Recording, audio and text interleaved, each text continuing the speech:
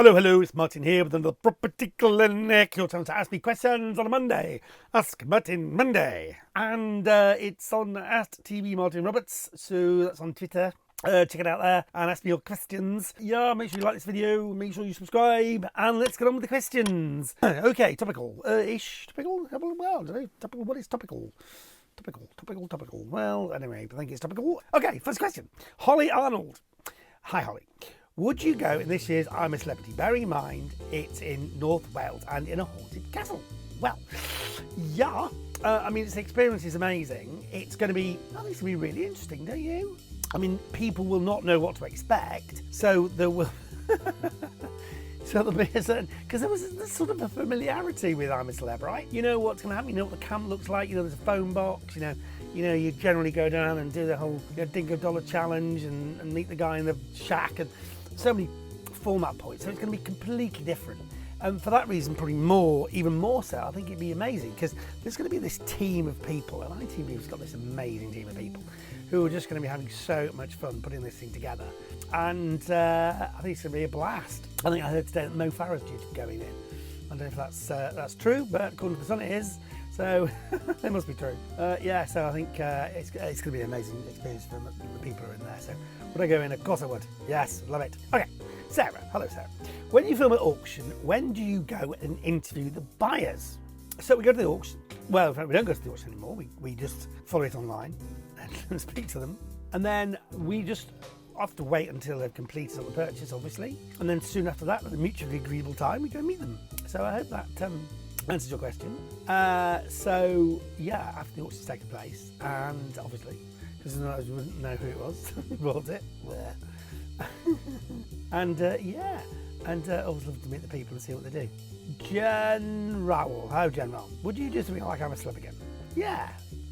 So, I think I was shortlisted, I think.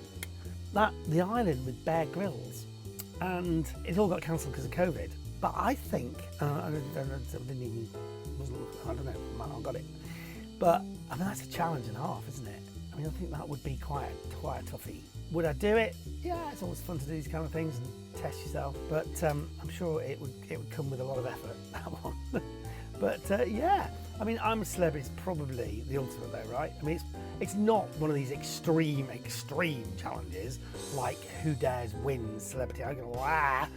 That would be, pretty extreme to do that, right? So I just don't physically think I don't think I'm up to it. So, but all these other things, you just never know until you try, do you? Amy Jones, hello Amy. We've painted our kitchen with something grey glitter paint. Grey glitter paint, wow. The units are dark grey with copper handles, and we can't decide on an accent wall colour. Wow.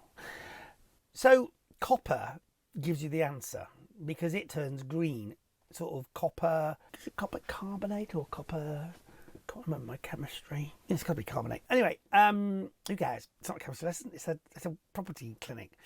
Yeah. So I would paint it. Long story short, I would paint it. I would accent some kind of green colour, and it'd be pretty striking.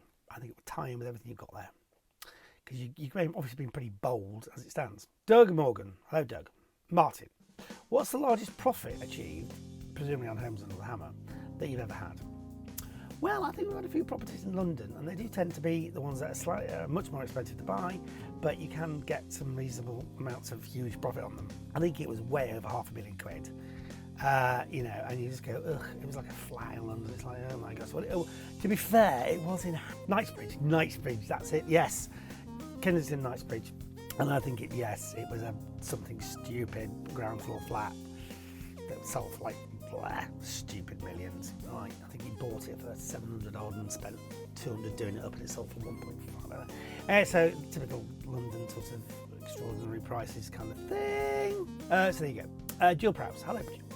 Morning, Martin. Hi there. Are you still in touch with any of your campmates? Well, yes. We touch base every now and again. I mean, it's not like it's a regular thing, but we're on the WhatsApp group and we all share important news. If I was going to have a baby, or Jordan's doing something extraordinary, or or Adam's up to something, normally we hear about it through the WhatsApp group and give each other a hearty pat on the back, so that's great. Mandrake Fraser. Do you secretly like it when someone hasn't read the legal pack and the project turns into a nightmare? It's good telly, innit? Mandrake. Well, of course, I don't want anyone to fail. I want them all to do it really well. When somebody hasn't read the legal pack, though, and that is a silly thing not to do, you should really not read the legal pack. Yeah, you shouldn't read the legal pack. Double negative. So I want everyone to read the legal packs because it can go so horribly wrong if you don't. So not for any vicarious or great television thing, but just to hopefully dissuade other people from doing the same thing. I'm quite, not glad, but I think it's sometimes good to point out the perils of not reading the legal pack or not going to visit the property before you buy it. Falaza.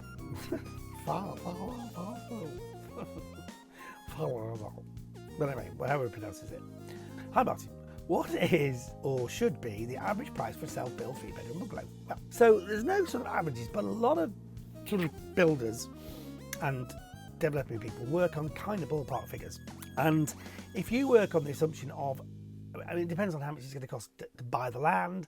There's lots of caveats. It depends on the kind of quality you want. It depends on who's going to do the work. If you're going to do how much of it yourself, how much you're going to builders for the whole thing, blah, blah, blah.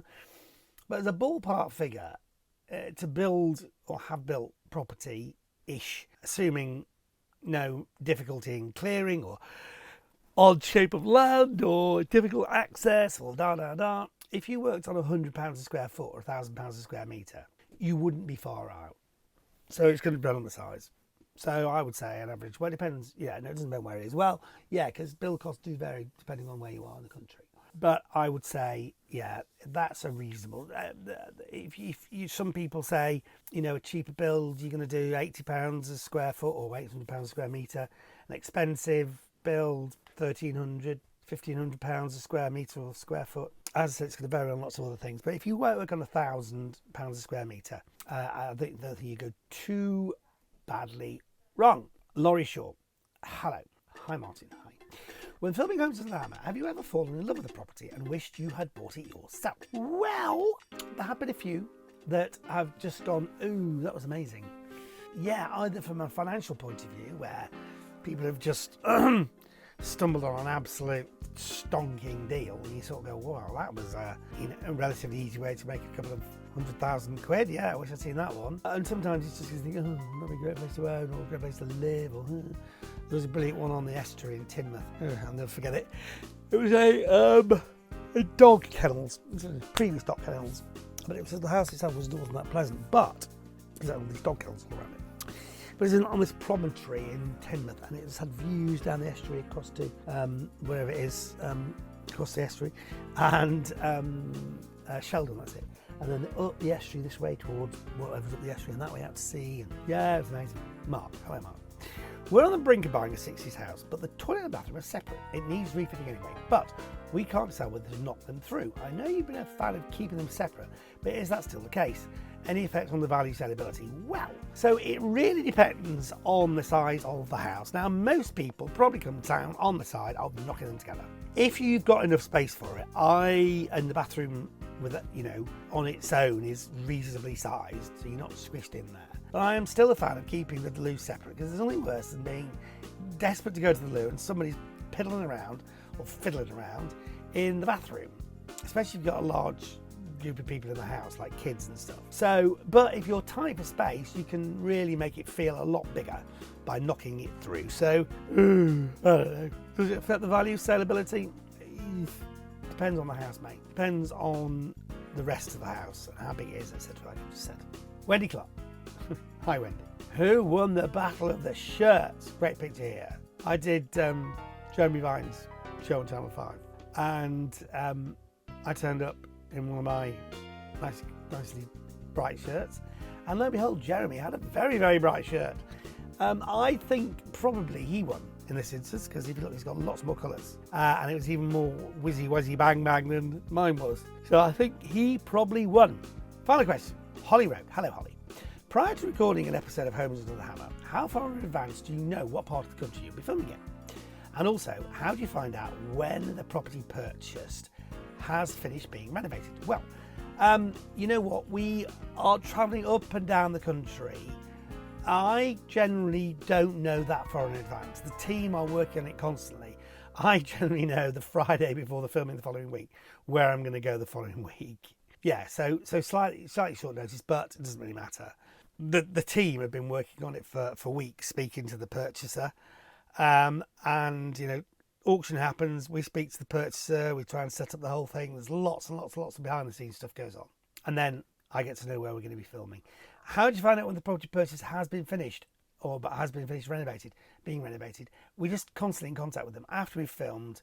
We let them know to let us know how they're getting on, and if we haven't heard from them, we'll call them up. It's really important that they let us know, pretty much as soon as it's done, so we can go back and film it. So there you go. If you've got any questions, let me know on a Monday, #AskMartyMonday, and make sure you like this, make sure you subscribe to the channel, and I'll be back with more questions next week.